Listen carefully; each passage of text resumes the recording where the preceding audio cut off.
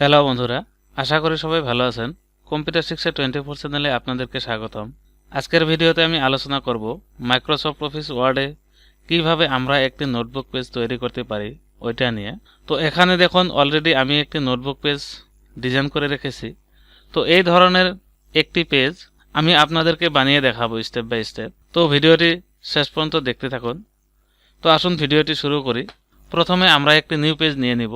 তো এখানে অফিস বাটনে যাব, তারপর এখানে নিউ ক্লিক করব। এবার এখান থেকে আমরা কি করব, ক্রিয়েট ক্লিক করব। তো দেখেন একটি নতুন পেজ ওপেন হয়ে গেছে।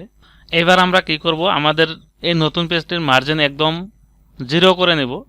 তো আমরা কি করব, পেজ লেআউট মেনুতে যাব, যাওয়ার পর এখানে মার্জিনে যাব।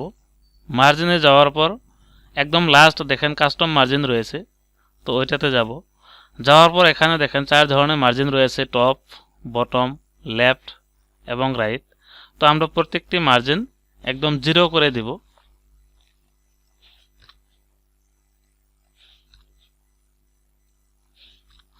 এবার আমরা কি করব, ওকে ক্লিক করব।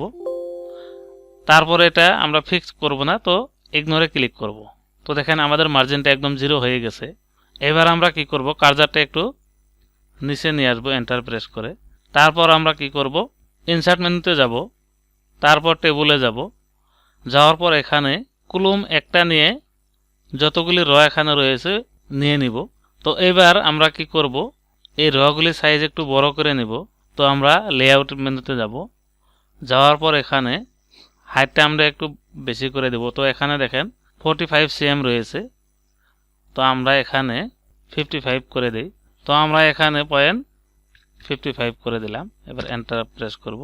তো দেখুন একটু বেড়ে গেছে, আমরা চাইলে এর থেকেও বেশি করতে পারি। তো সিলেক্ট করব, সিলেক্ট করার পর এখানে হাইটটা ধরে নিলাম 0.60 cm করে দেব। তো এন্টার প্রেস করব। তো দেখেন বেড়ে গেছে।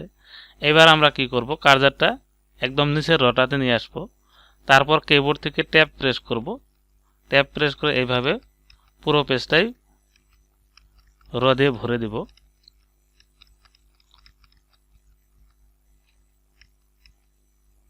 এবার আমরা কি করব, ইনসার্ট মেনুতে যাব, তারপর শেপসে যাব। শেপসে যাওয়ার পর এখানে লাইন যেটা শেপ রয়েছে ওটা ক্লিক করব। তারপর এইভাবে ড্র করে দেব উপরে। তারপর এই শেপসের ওয়াইডটা আমরা একটু বেশি করে দিব। তো শেপস আউটলাইনে যাব, যাওয়ার পর এখানে ওয়াইডে যাব। ওয়াইডে যাওয়ার পর এটা একটু আমরা ওয়াইডটা একটু বেশি করে দেব। এবার আমরা কি করব, আউটলাইন কালার করে দেব। তো শেপ আউটলাইনে যাব, যাওয়ার পর এখান থেকে আমরা কালার করে দেব। এবার আমরা এই ধরনের শেপ আরও একটি নিয়ে আসব। তো কিবোর্ড থেকে কন্ট্রোল প্রেস করে ধরে আমরা টেনে দেব। তো দেখেন আরও একটি লাইন হয়ে গেছে। ওইভাবে আমরা লেফট সাইডেও একটি লাইন দিয়ে দিব। তো আমরা এখানে শেপসে যাব, যাওয়ার পর লেফট সাইডেও আমরা এইভাবে ড্র করে দেব।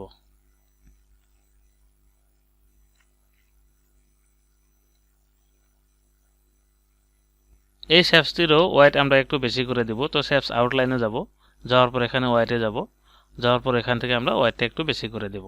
তারপর কালার করব। তো শেপস আউটলাইনে যাব, যাওয়ার পর এখানে কালার রয়েছে, তো আমরা এখান থেকে কালার করে দেব। এবার আমরা কি করব, এখানে একটি শেপস দিয়ে ওইটার ভিতর পেজ নাম্বার এবং ডেট দিয়ে দিব। তো আমরা এখান থেকে শেপসে যাব, যাওয়ার পর তো আমরা হরিজন্টাল স্ক্রল যেটা শেপ রয়েছে ওইটা নিব। নেওয়ার পর এখানে ড্র করে দেব। তো আমাদের এখানে জায়গা একটু কম হয়েছে, তো আমরা কি করব, একটি র এখান থেকে আমরা ইরেজার দিয়ে মুছে দেব। তারপর এই লাইন দুটি একটু নিচের দিকে নিয়ে দিব।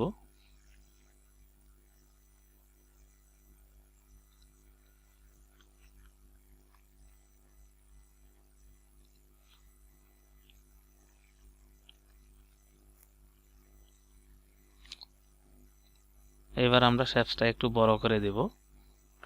তারপর আমরা কি করব, শেপসের ভিতর রাইট ক্লিক করব। রাইট ক্লিক করার পর এখানে অ্যাড টেক্সট রয়েছে, তো আমরা অ্যাড টেক্সট ক্লিক করব। এবার আমরা এখানে কি লিখে দেব, পেজ নাম্বার।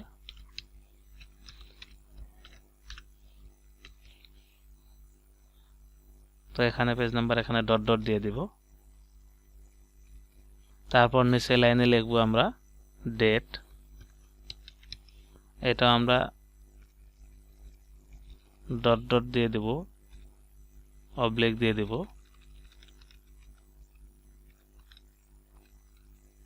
এবার আমরা শেপসটি আউটলাইন কালার করে দেব। তো শেপসটি সিলেক্ট করার পর আমরা কি করব, শেপস আউটলাইনে যাব। যাওয়ার পর এখান থেকে আমরা কালার করে দেব।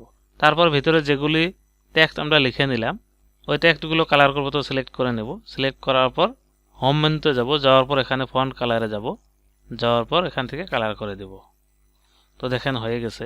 তো এইভাবে আমরা খুব সহজেই মাইক্রোসফট অফিস ওয়ার্ডে একটি নোটবুক পেজ তৈরি করতে পারি। তো বন্ধুরা আজকের টপিকসে এতটুকুই। তো আশা করি ভিডিওটা ভালো লাগলে লাইক করবেন, কমেন্ট করে মতামত জানাবেন, বন্ধুদের সাথে শেয়ার করবেন এবং পরবর্তী এই ধরনের কম্পিউটার রিলেটেড টিউটোরিয়াল পাওয়ার জন্য চ্যানেলটা অবশ্যই সাবস্ক্রাইব করে নেবেন আর পাশে থাকা বেল বাটনটি প্রেস করে ওখানে অল প্রেস করে রাখবেন পরবর্তী ভিডিও নোটিফিকেশন সবার আগে পাওয়ার জন্য। Thank you.